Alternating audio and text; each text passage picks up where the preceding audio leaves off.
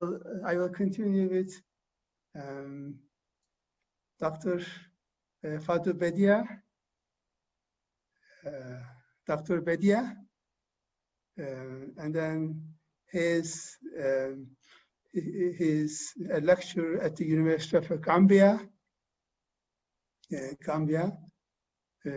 So I think he's also very active in research, and also he's a business founder, also the co-founder of FinDec, isn't it? So I think she's also getting a very good experience and very good practices. And I just read her papers about a real application on IDB founding on rice value chain management. I think is also very critical and very specific application of a specific sector. So please, Dr. Fadul, take it, please. Thank you very much. Okay.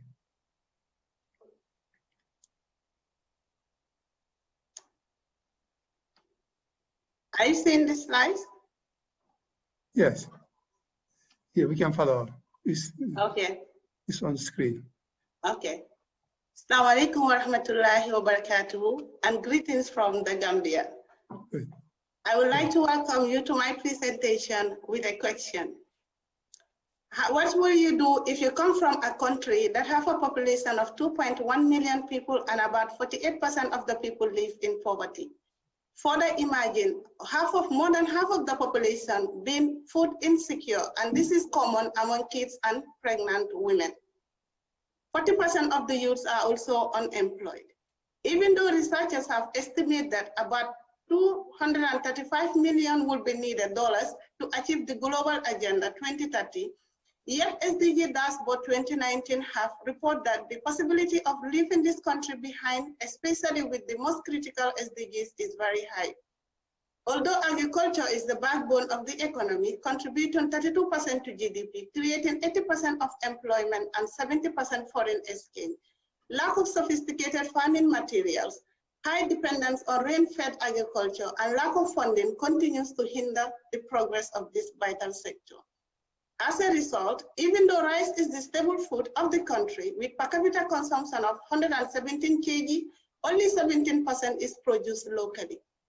Nonetheless, the good news is about 54% of the land area is good quality land for farming, but currently only 39% is farmed by 41,000 small-scale farmers. The water from the river is fresh and has great potential for irrigation. However, out of 81,000 hectares, only 2,300 hectares are currently under irrigation. By now, the answer that comes to your mind is obviously to empower these small-scale farmers in order to increase rice local productivity, transform the agricultural sector from traditional to commercialized and mechanized agriculture. This is exactly what Regional Rice Value Chain Program is doing in the Gambia. The project has three components, which focuses more on self-food sufficiency. And the ultimate objective is to increase local productivity from 1 ton per hectare to 4 to 5 tons per hectare. Logically, if we consider this on 440,000 arable land of the Gambia, undoubtedly food security will be achieved, as the annual projected production would be 1,214,400 metric tons. This is far beyond our annual consumption need of 215,000 tons. However, the problem is a proper analysis of this project reveals a pure emulation of linear economic system of extraction, usage, and wastage, as rice byproduct, which is very critical in this perspective, is not included. According to research, agricultural waste, especially rice, generate the highest quantity of waste during processing, as 30% of paddy rice is considered inconsumable and wasted during processing. In addition to that, in order to harvest 1 ton of paddy rice, one needs to harvest 1.35 tons of rice straw. This will result into substantial accumulation of waste. When you study this under a linear economic system, you will notice that the only option that we have for waste disposal is either to burn openly, as commonly practiced in many predominant rice-growing countries, or land and river filling. Conversely, if this project is studied on the circular economy system, you will realize that rather than open burning, land filling, and river filling, we can convert these byproducts into renewable energy, environmental friendly fuel, charcoal, fertilizer, cement, and even poultry feed. This will not only generate income for the Gambia, create employment, and protect the environment, but it will also help us to advance the most critical SDGs as shown in this diagram. Another problem is project sustainability. Again, Gambia since in the 90s have been aiming for self-food sufficiency, and several projects were launched to advance this objective. Unfortunately, sustainability is a factor that prevents the country from realizing it. This is why in our paper, we are proposing a funding model that we believe is inherently more sustainable, inclusive, and have the potential to mobilize resources from the private sector, which is crucial for the pursuit of SDG. The reason why we need blended finance is because it has the potential to overcome market barriers, adjust the risk-return profile, and this, you will all agree with me, is the important hook for private investment, as it will level the ground for them to invest. Also, for development partners, the replication of similar projects would be very easy with or without aid, and we will realize a mobilization of resources from the private sector. It will result into a win-win situation, as capital flow will be realized and in increased amount from the private sector. And this will be very important to the society because they will be able to access projects that would otherwise be impossible. For the private sector, they will be able to tap into sectors that were initially perceived high risky, and then they will be able to maximize their profit. Why do we need Islamic blended finance? Even though there is no unique definition for blended finance, Budget 2019 in her thesis tried to come up with a definition of Islamic blended, and she defined it as the optimal mixture of Islamic social fund, zakah, waqf, sadaqah, and financial instrument to finance the impactful business. From this definition, you will notice that the blended instruments are waqf, zakah, and sadaqah. Although to articulate the accurate amount of this instrument in the Gambia is difficult due to improper documentation. However, in her thesis again, she came up with an estimation using CAF model, and then interestingly, she reported that the zakah potential is more than enough to eradicate poverty in all its forms by 2020 in the Gambia, if it is effectively collected and distributed.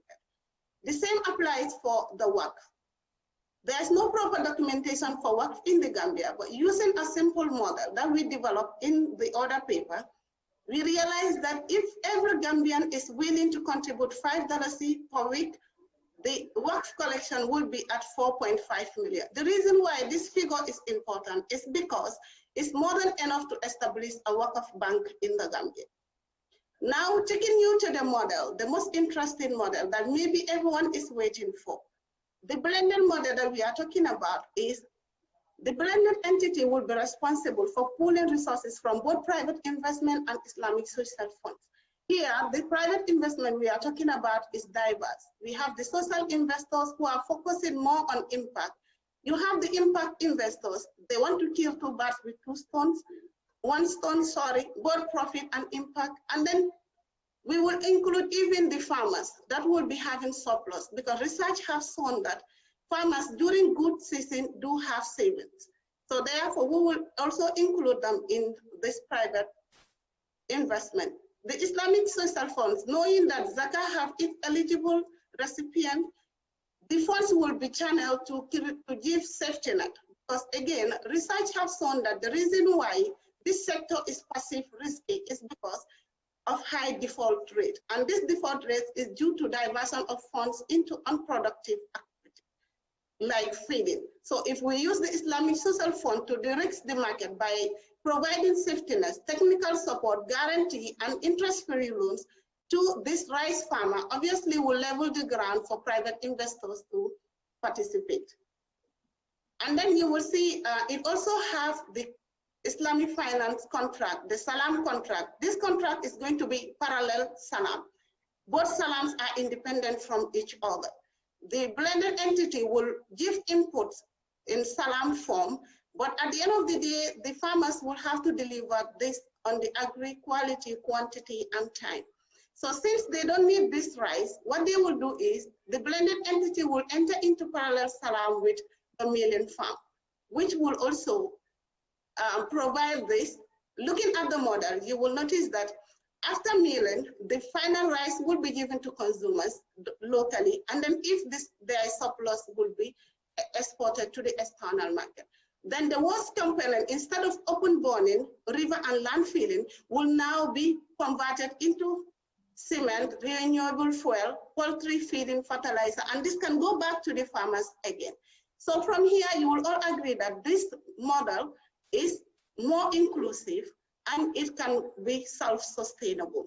The next model is blended murabbaha. This is proposed by Baji 2019 in her thesis.